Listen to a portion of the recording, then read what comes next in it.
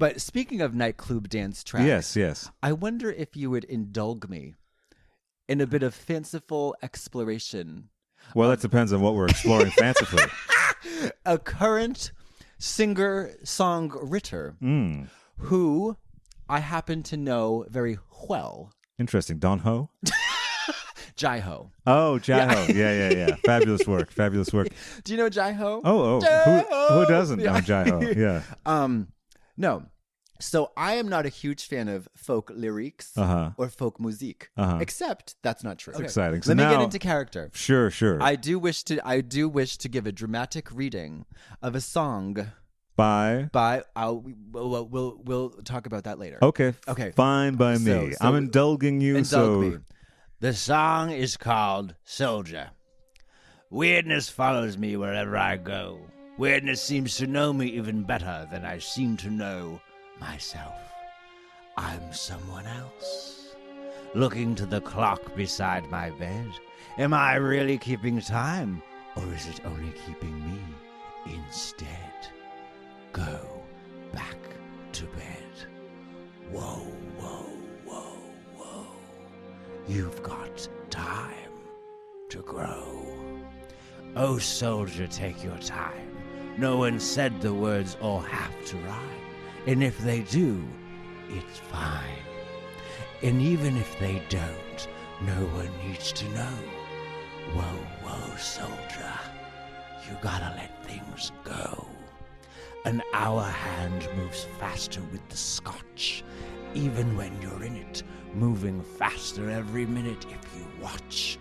And I drink a lot, but drinking only wakes you up at 10. Spend the day regretting, but I'm betting that you'll do it all again next weekend. Whoa. You've got time to grow. Oh, soldier, take your time. Don't look down the barrel with an arrow and a bow, dressed down in apparel with camouflage from head to toe, with everything so sterile in a heavy monotone. Oh, soldier, you gotta let things go. Was that nice? That was very nice. Did it percolate your ear holes in any particular way? It certainly did. Yes, it did. It stimulated and it's stimulated as well. Ooh. That was by a current American singer-songwriter known as Brian Furkass. A.K.A. Brian Furkass, a.k.a. Tallulah Maraschino, a.k.a. Toby Maguire, a.k.a. Tibalina Ding Dong, a.k.a. Trixie Martell. Okay. Okay, so I was emailing with Miss Mattel the other day. I said that I would like to, if you don't mind. Please. Katya, please. I would like to wax poetically about my sis-turd and brother, Mr. B. Furkass. Please do continue. In a sincere tone. Yes. So that the listeners will have no ambiguity as to the whereabouts of my emotional stats. I miss Trixie very much. Oh, well, that's nice to hear. Yes, it is very nice to hear. She's a very busy comedic songwriting performer. Mm-hmm. She's on the go. She's touring nonstop. She's on the go. She's on the move. She's on the make. Yeah. She's touring nonstop with her show. She's doing the cha-cha-cha. She's doing the ching-chang choosy and the hullabaloozy and the wing-wang wiggle to the bing-bang biggle. Sure. To the ding-dong dookie. Yeah. Back to hullabalookie. Gotcha. It's a hard stroll. It is. But you know what she said? What did she say? I'll tell you what she said. Please tell me Craig, what she said. Craig, are you listening? Katya, I couldn't be listening any harder or more intently. Okay. I wrote her a nice email.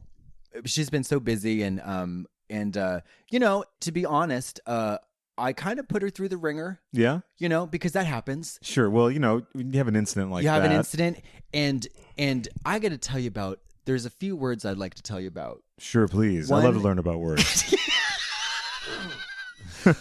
Grace, patience, respect, and love. So I do want to wax poetic about my sister. Trixie, for example, was plagued. I mean, I was like, okay, when we were doing the web show, I was fond of mentioning certain things like the movie Contact. Okay, yeah. Do you have any idea, or if you're from Connecticut, do you have any idea how many Contact DVDs and VHS copies she was gifted at meet and greets when she was on tour alone, not with me. I can only imagine.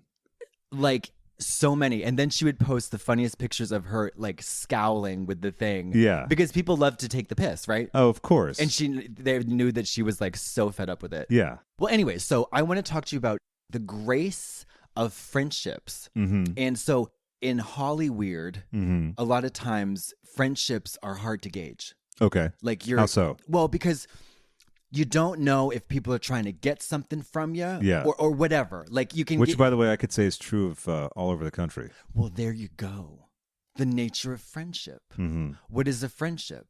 Yeah, nobody knows. No, I got to tell you, whenever I would go through a psychotic or manic or unintelligible burst or gasp of either just bizarreness or weirdness or wackiness or conflama, drama, trauma, or trials or tribulations.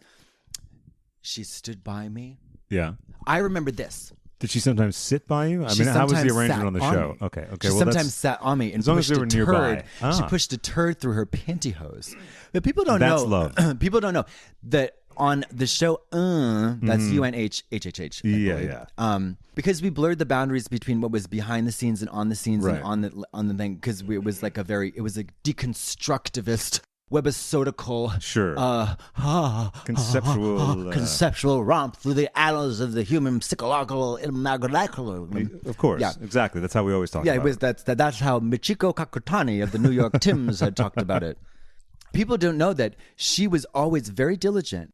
Before she got into drag, she would take a box cutter, and she would threaten the staff. She would threaten the staff, right. Yes. But then she would cut a hole in her pantyhose so that her bunghole could breathe. But it wasn't just about breathing.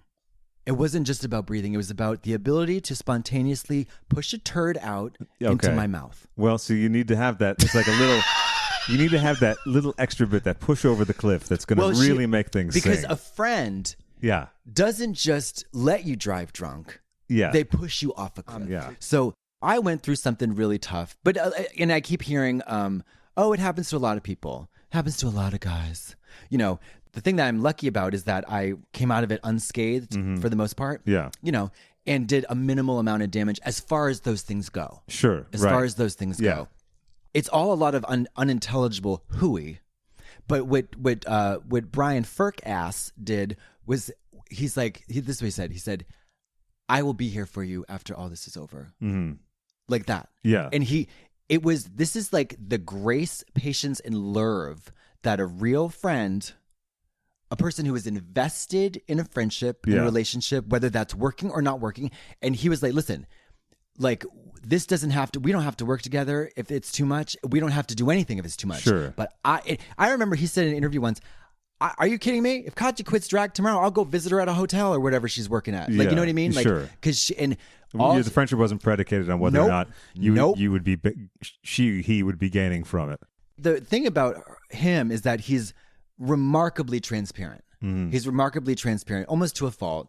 You're saying he needs a tan? I think he needs a fucking polyurethane deck varnish. I think that he should varnish his fucking body. Okay. No, this is how you know somebody's in it to win it. Okay. And by win it, I mean the snitch. By the snitch, I mean the snatch. And by the snatch, I mean friend shop. Sure. Yeah. He gave and gives me the grace to do my own thing, to go through my little psychodramas, to act a fool or not act a fool, to basically be me. And says, I'm here for you. It's something for which I'm extremely grateful. Especially when I was in like a manic frenzy, still coming down from meth psychosis, by the way. Hello. Are you there? And I like talked some stupid trash about it. You know, like drag queens love to talk trash. Oh, really? Well, okay. So let me go back. I talked shite about Miss Mattel in my manic frenzy because I when I was going through my thing, I was like, I don't know who I can trust. Okay. I don't know who I can trust. Sure. And because I was so paranoid about like all this, I was like, oh, what am I doing? Who am I? Where does anybody? You know, you think, like, you start getting paranoid. Yeah, right. Well, also your brain is is fucked. Oh, anyway, so I saw her at DrugCon, and she looked great. That was Rand Paul's DrugCon, right? Rand Paul's DrugCon. So anyway, you were at Rand Paul's DrugCon. I was at Rand Paul's DrugCon, and I got to peek through the glass in the green room, the room. And then I was looking down it, and I saw a great view of her setup. She had a fabulous setup. I was thinking to myself, I was like, I'm so proud of her. So proud of her. She's achieving her dreams. So I saw her whole setup. It was such a fabulous setup because my head has been clearing and the dust has been settling, and I've had the great opportunity to enjoy many moments of repose, relaxation, and plaisir. Yes. I've heard of those. You have heard of those? Yeah. The good old R&R, I think they call it. R&R. Yeah. So going back to non-yoking. Yes. I have had time away from the fire, the bonfire of the Vanitrees, to look at Drug Race and see it for what it is, which is a wonderful thing. A fabulous thing. It's a fabulous thing. It's a fabulous thing. But when you were in that state, you were I was kind of overthinking, paranoid, yeah. Overwhelmed. So, but now I've had some distance from it, and this is the magic ingredient: Please tell. the restraint from social meteors. Really, you find that has been That has been the most incredible thing ever. You were saying, as I was saying, Brian Firkass is a lovely man. Okay? Fine with me. Just as I thought. Lovely. Yeah. And what I have been, one thing that I have been doing is staying out of the drama, the conflama, the trauma, the trials, and the tribs of the Dragoon multiverse. I had a lovely, I talked about this before, I had a lovely conversation with Miss Delta Work. Yes. And it was a sobering and enlightening and wonderfully stupefyingly casual and real authentic conversation. She takes it for what it is. Sure. She's not overly competitive. She's level-headed, she's grounded. And guess what? Brian Firkass is also such a thing. But he's also living his drama, or not his drama, he's living his dream. He's living his dream. Yeah. Sure. Living his dream. Yeah. Dream. Do you know about Right. dreams? I'm Have you somewhat had a familiar. few? I've had quite a few. Yeah, sure. Yeah. And it's cool. It's cool. It's And a great thing. There's so many haters. Oh, loads. The haters are so, but here's the thing about haters. Nobody is a hater. Hate is an energy. Hate is like a cancer. So one thing I appreciate about Mr. Firkass is that he does not pay attention to the drama and trauma. He's doing his thing. He's getting his jush. He's living his dreams in the best way he knows how. And he's running with the success of Drag Race, not paying much attention, or at least from what I observe. He has a really good way of tuning out the noise. You know what I mean? Yeah. And he loves Rue. He loves the show. He Sure. loves drag. He loves, he doesn't love drag, but here's the thing. None of us love drag. Yeah. Well, you do, but you're You do, conflicted but you with don't. it. Like it's 'Cause any, then you become working in it Right. full time, essentially. okay, this is one of the best things I ever heard about being an artiste. Yeah. Was that do anything for 40 hours and you'll fucking hate it. Well, yeah, and we talked you about go. that a little bit on one of the Yes. bonus episodes, I Yeah. think. But it's a subject that will come up again and again because it's just absolutely patently true. Yeah, and he's a comedian.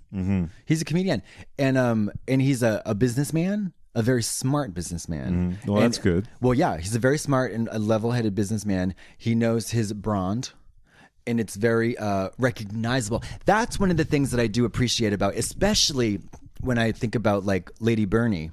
You know, Lady Bernie, you know, of Lady course. Bernie. Yeah. But Lady Bernian, she talked about the fact that a lot of the Drag Race girls have become indistinguishable from one Yeah. another. And that's, of course, the danger of drag proliferating so much is that Sure. you can't really tell people apart. You can tell Trixie, you can pick that fucking bitch out of a crowd. Sure, right. That nasty wig, you can see that coming a while. And that's good. That's what you Yeah, want, right. you know, as a business woman. Yeah, you want your brand to be easily identifiable. Easily and identifiable. different from the others. Distinguished from others. Yeah. Exactly. I have the opposite brand. How so? Well, it's a generic brand. Well, you're pretty recognizable, though. You have, Well, you can smell the shit from a mile away. well, besides that lovely aroma. No, you have a distinct thing. Well, I just use my face. Yeah, but whatever it is, I'm saying you have a distinct thing. If they did a pan over all the girls on your season, the first season of Drag Race, you know, you stand out. I mean, granted, my assessment of that might be slanted. It looks like I knew you already. Well, but- because I stand out because I stand up. Everybody else is sitting down. Oh, I thought you were going to say they slouched. Well, they're slouching. They need more Alexander technique. Okay, but so what was going the hate? Yes. Okay, so it's social medias. Well, let me pause for a second and ask you. So, when you say that you refrain from social media, but you're on Twitter with your short wig, did you typically get that involved in the hating and all that stuff, or like the muck, the underbelly? Well, here's what I would do. Like I would because I don't think you did. That's why I want No. I was the Pollyanna. Yeah. Okay, for example, when things would happen on the show, when I was on the show, I'd try to stay out of everything. Right. Because I just kind of I internalize. Well, first of all, I had my head up my own ass, like everybody does in the show. You get your head up your own ass. Sure. Like you're on guard. You're nervous. You're really kind of it's just an unsettling. And your head is spinning while it's in the ass because of all the challenges and all the rat-a-tat-tat and schedules. They do not provide any lube. Oh yeah, that's so tough. if you've got a human head spinning in a human ass, that's a lot of friction. Craig. A lot of friction, a lot of burn. That's a lot of burn. That's a lot of lady burn. That's a lot of lady Bernie. So, anyways. But I stay out of the stuff, which is why I think. But I'm my interest is sort of.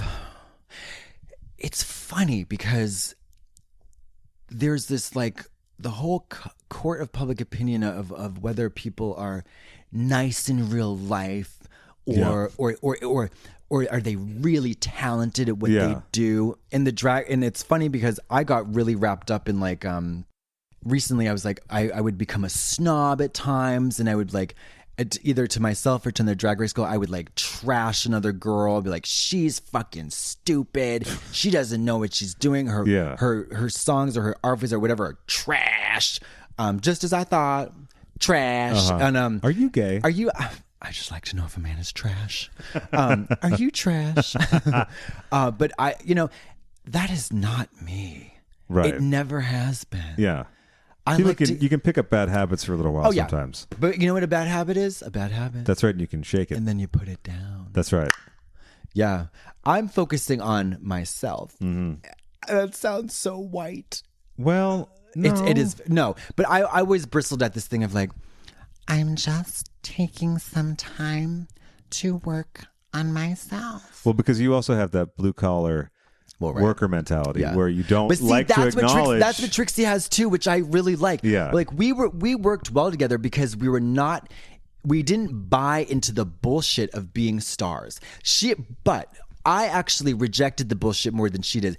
But you know what I regret a little bit? I regret not allowing. I felt like I deflected Pride so strongly that I didn't allow her to feel like a proud person. Well, are you sure you did though? Are you sure that you clamped down on that much? I don't know. I mean, I would just sort of nodded with everything. She was like, I remember she says, "We're TV stars." Yeah. One day, and I was like, "Yeah, whatever." I was just kind of yeah, it's cool.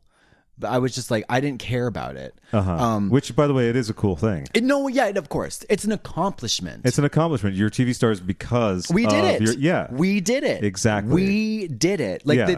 There's a stupid little common thing on online, if you ever log on. I've heard about online. Yeah. I'm looking forward to checking it out. Where they say things she did, that. Yeah.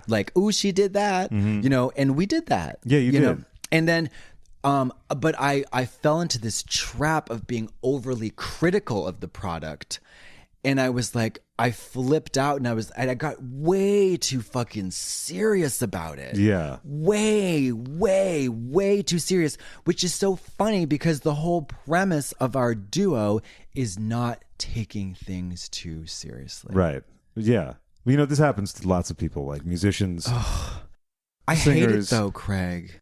But when you're working on something with such heavy focus and such attention to it over and over and over, sometimes you can lose perspective. Yeah, you do. You lose perspective.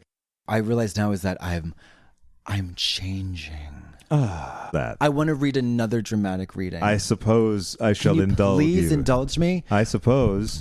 Because what I do believe now, listen, I change my mind all the time. I like to see the good in people. I like to encourage my sisters, and I like to encourage my brethren. Yeah. And I like to see people doing things that they like to do, and that's the end of that. I'm going to read my next reading. Yes. Let me get into character. Fabulous, please. I yes. will read an excerpt from, this is called Red Side of the Moon. Interesting. Judy never asked her for forever. Judy never asked her for the moon. Judy knew that loving her was better, and no one knew her heart like Judy. Judy's never mentioned in the papers. Judy's never noted in the news. Judy knew loving her was safer, loving from the red side of the moon. Loving you from the red side of the moon. Loving her was funnier than a Saturday cartoon. Someday is a story, and it's the one I'm sticking to. Loving from the red side of the moon.